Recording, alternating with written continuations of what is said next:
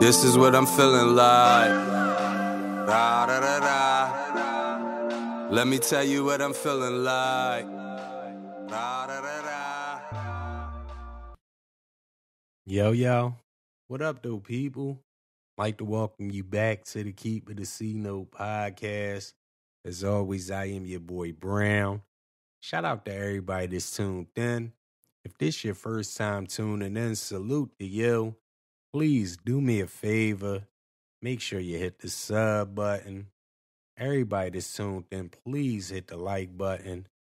If you haven't done so yet, make sure you hit the bell so you can stay notified when we drop new content. Don't be afraid to leave a comment. If you agree with something, you disagree with something, you want to correct me on something, or if you just want to call me a Oouuber, let me know in the comments. Just make sure you keep it a C note.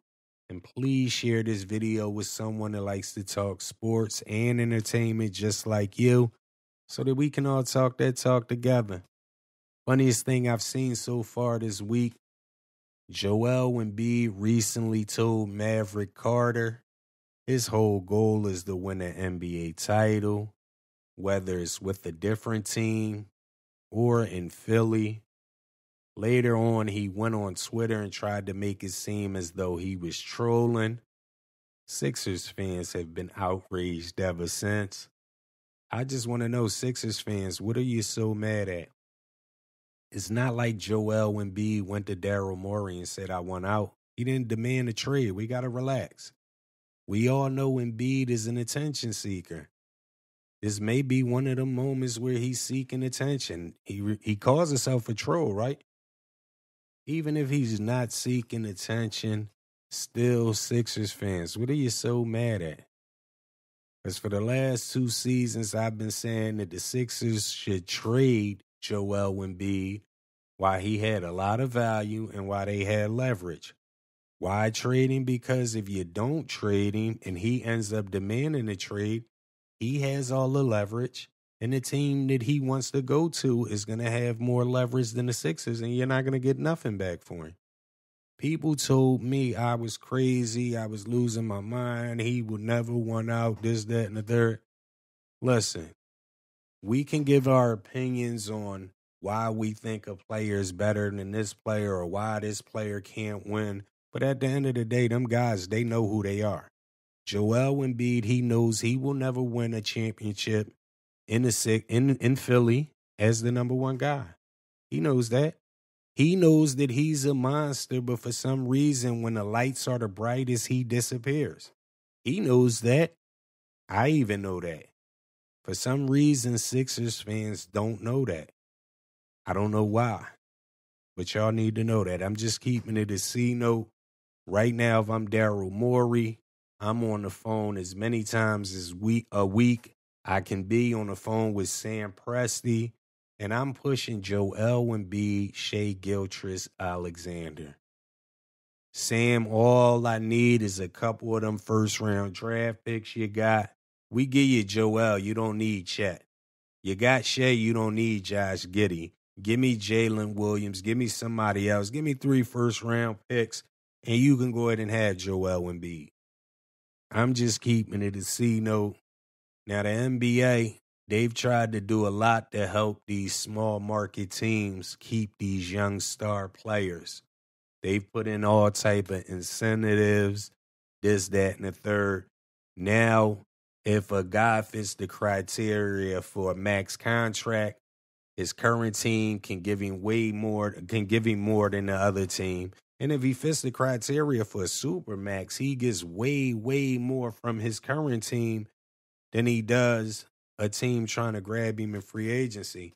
The goal of all that was to keep them big name players in them small markets, because most of the times they diddy bop off from free agency. Now the young players have learned how to hustle and manipulate the system.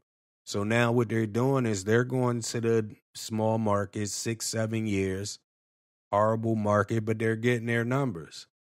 Then it's time to sign that max or super max contract.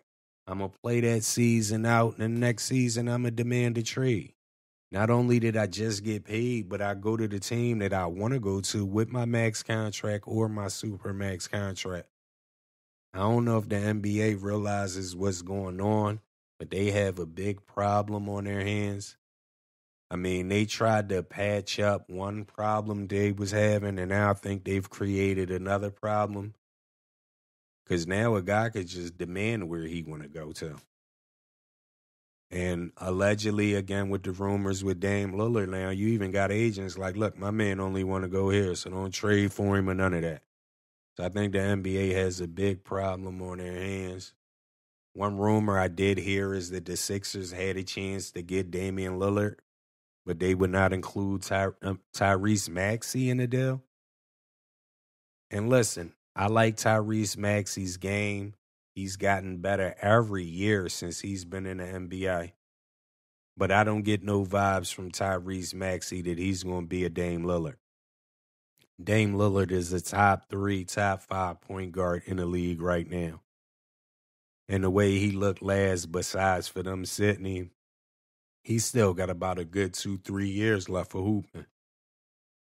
Now, I don't know if you consider Tyrese Maxey a shooting guard or a point guard, but I don't care which position you put him at. Pause. In the next 5 years, I can't see Tyrese Maxey as a top 5 point guard or a top 5 shooting guard in the league.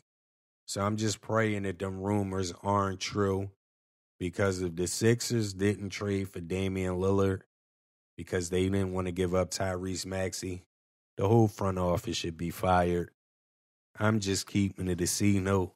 What's your thoughts on it, though? Let me ask y'all this question. In the next 5 years, can you see Tyrese Maxey as a top 5 point guard or shooting guard in the NBA? Yes, no. Keep it a C note. Let me know. It's a lot of reports saying that Las Vegas police have recently searched the home in connection with the death of Tupac Shakur. This is very interesting. I'm trying to figure out what this whole movie is. Tupac Shakur died September 96. We're in 2023. That's 27 years. What can you possibly find in someone's house that connects them to a murder of one of the biggest iconic rappers of all time 27 years later? They ain't released no details on who house it was. Did they find anything where the house was? Just that they've searched the house. I don't know what the whole movie is behind that. Now, I will say this. In my heart, I never believed the Orlando Anderson thing, even though I know it can be true. Niggas swung on me, they jumped me, this, that, and the third. I can see somebody waiting around, try to pop him, but I really just can't buy that. In Vegas, on that strip, and I've heard stories that he was this gangster and that, but I just can't buy that story that they did that. That's just me personally. You know what I mean? I don't know what it's covering up or what type of movie it is, but very interesting story. Las Vegas police recently searched the house in connection with the Tupac Shakur murder. Keep it a C note. What's your thoughts on it? Let me know. Talk a little boxing. WBC. They have named Shakur Stevenson the mandatory contender to fight Devin Haney at 135. They've even given him until July 21st to either accept a fight with Shakur Stevenson and move up to 140 and possibly fight Regis. Keep it a C note. What's your thoughts on this? I find it very interesting because Devin Haney is in a bad position, pause. Because if he wants to win a belt in another weight class to add on to his legacy and say, I'm going to go up real quick, take Regis belts, everybody's going to say he ducked Shakur Stevenson. If he goes down and fight, if he stays and fights Shakur Stevenson, and for whatever reason, even if he loses, I mean, if he wins, what does he gain from Shakur Stevenson? But if he loses everything. He probably can't go up to 140 and try to snatch a belt no more. He probably won't get another fight from Shakur. We know Tank probably won't give him a fight. So I'm just saying he's stuck. And if I'm Shakur Stevenson as a young fighter, I'm pushing for that fight. Shakur Stevenson even petitioned the WBO so he can to make him the mandatory. So he's doing what he's supposed to be as a young fighter. But again, if I'm Dev, I'm saying, nigga, you didn't earn your stripes.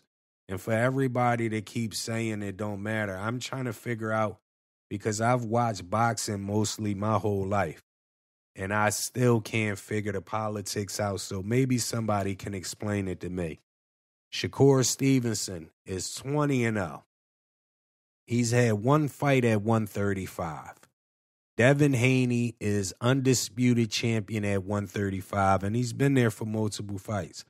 How does Shakur Stevenson come right to 135, fight one fight, and become a mandatory for any belts? When Tank's been there that whole time. A guy like Frank Martin, who's 18-0, he's been there that whole time. How does he become the number one contender? Is it because of star power? And it's not just Shakur Stevenson, because Teofimo Lopez fought at 140, shaky fight. They gave him a decision where he probably didn't win, and he becomes the mandatory to fight for a title. Like, what is, can somebody please explain the politics of boxing to me? Because that's the only thing that's ever turned me off from boxing. Because logically, you want to sell a fight, and I see everything selling a fight. The biggest fight at 135 would probably be Devin Haney and Tank. I mean, Shakur and Devin Haney ain't going to draw more money than that. I'm just keeping it a C note, so I'm a little confused on how they do things, because you got Earl Spence, you got Bud Crawford. They're ready to fight, biggest fight in years in boxing, right? And we know that both fighters are signed on for a rematch. This fight may be a trilogy. You got Earl Spence, he promotes Frank Martin, who's 18-0. You got Shakur Stevenson, his big homie is Bud Crawford. Shakur's 20-0, he's 18-0. They both sharp. They both got defense. Shakur's a little bit more sharper. Frank Martin's a little bit more powerful. Why not make that the fight? That should be a good fight. That would be a great fight. You can sell it all type of ways, pause. But I'm just trying to understand, can somebody tell me the politics of boxing? How guys can just jump in one weight class and become a mandatory over all the guys that's already been in that weight class. Please, if you know, let me know. Keep it a C note. But again, Shakur Stevenson, Frank Martin, I think that should be the fight. I know I was saying Shakur Stevenson, Lomachenko, but it's obvious Lomachenko only wants a rematch. He doesn't get the rematch. He's probably done. That's probably going to be his movie to be done. Or maybe he don't want to fight Shakur. I don't know what it is, but that's not the fight. Shakur Stevenson, Frank Martin, I believe that should be the next fight at 135. I'm just keeping it a C note. DeAndre Hopkins, the boy Nuke, he recently signed with the Tennessee Titans. Keep it a C note. What's your thoughts on DeAndre Hopkins signing with the Titans? He's going to play with Derrick Henry, pause, who's top 2, top 3 running back in the NFL right now. How do you like that?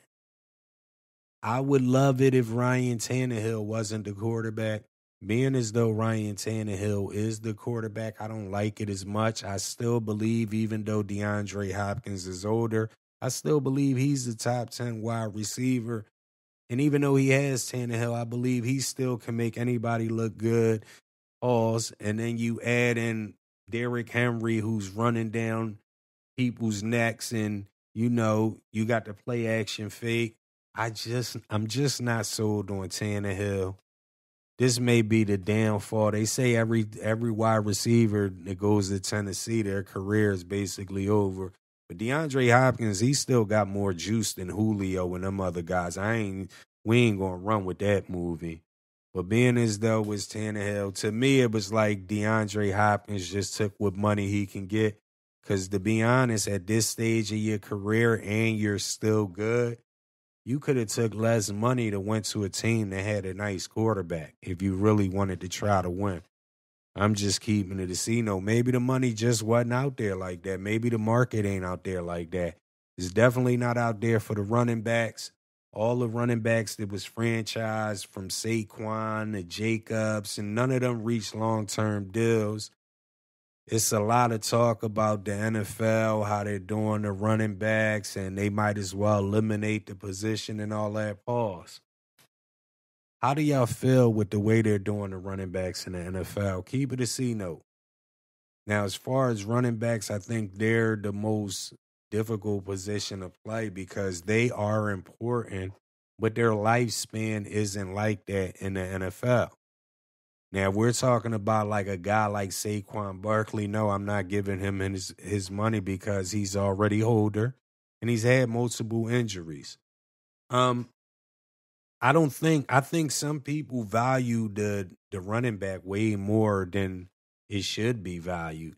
I would rather give my money to defensive players and quarterbacks. I'm just keeping it a C-note. The last 10 Super Bowls, the winners of the Super Bowl, nobody has had an all-pro running back on the team. Damn near everybody had duds. I will say in the last 10 years, all the Super Bowl winners have been duds. Adrian Peterson in his prime never got to a Super Bowl. You go back to guys like Barry Sanders, who a lot of people have as the greatest or as their favorite. He never got nowhere. Most of them teams, you look at a team like San Fran, every year they do good because they got defense and running backs. But it comes a point in time where you got to put points on the board.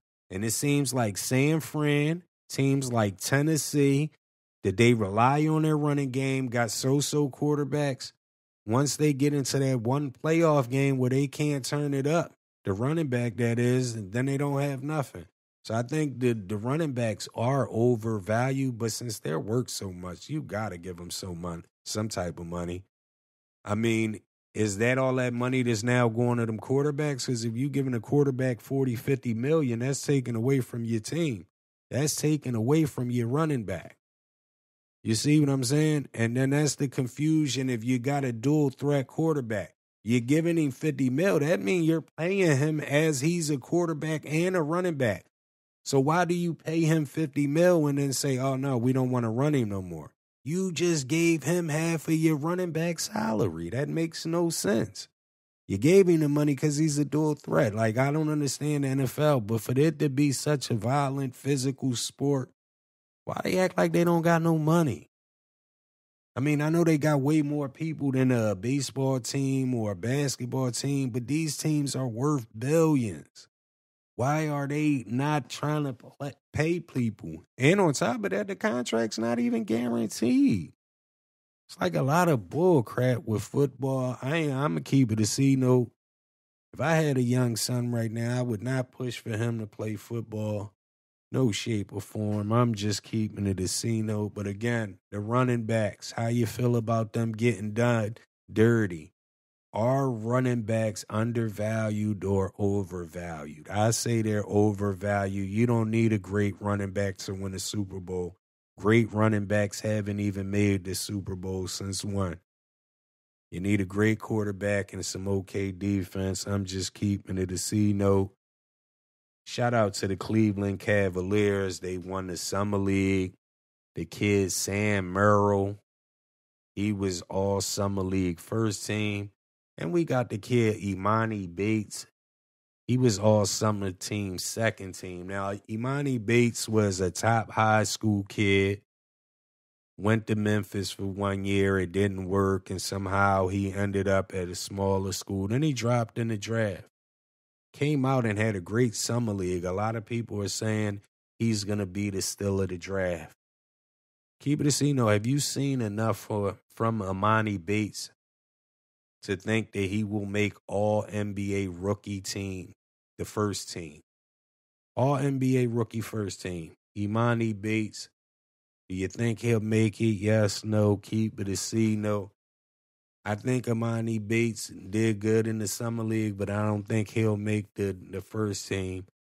Again, you're playing with a lot of guys that's going to be playing in Istanbul and Moscow and China and all these other leagues. So it all looked good in the summer league, but I don't know. So, I think Emoni Bates will be an okay player, but I think they may be pushing it to the limit, saying he's the steal of the draft and he's going to do this and that. When is he going to have a chance to do that? When you got Donovan Mitchell, Darius Garland, the kid Mosley, when is Emoni? He better come in and play defense, 3-and-D guy. That's all the basketball's going to dictate on that team. I'm just keeping it a C note. Before we get out of here, I want to ask y'all a question because I recently taught Kobe Bryant is the second player. And the LeBron James fans, they gave me hell. Shout out LeBron James. He's one of 9 players from the early 2000s still in the league. He's the only player from 2003 still in the league. You got Chris Paul. You got a couple of the guys from Durant class still in the league. It's been a lot of hype. The summer league is over. NBA draft. We know Melo, LeBron, Bosh, all 03 draft. Now, if we're in 2003 and we don't know the future, and every NBA player is a free agent, and you got Kobe at the time, you got T-Mac, you got Duncan, you got Shaq. All these guys are in their prime, and you're drafting number 1 pick. We don't know LeBron is going to play for 20 years. We don't know he's going to be the greatest scorer of all time. When you got all them guys on the board, do you draft LeBron at 1, or is it somebody like Kobe, T-Mac, Duncan? Keep it a C note. Let me know. Again, we do not know the future. We do not know that T-Mac is going to end up getting hurt or that he'll never make it out the first round as the man. We're just saying 2003. Everybody's a free agent. You got LeBron. You got Melo coming into the league. And just think of the guys that's in the league besides for T-Mac, Kobe. You got dudes like Gilbert Arenas that was putting up buckets. This around the time when Nash really started getting in his bag. You got Jason Kidd, you got Shaq. So keep it a C note. Who would you take number 1 if we're in 2003, pardon me? Let me know, does LeBron still do enough to be number 1?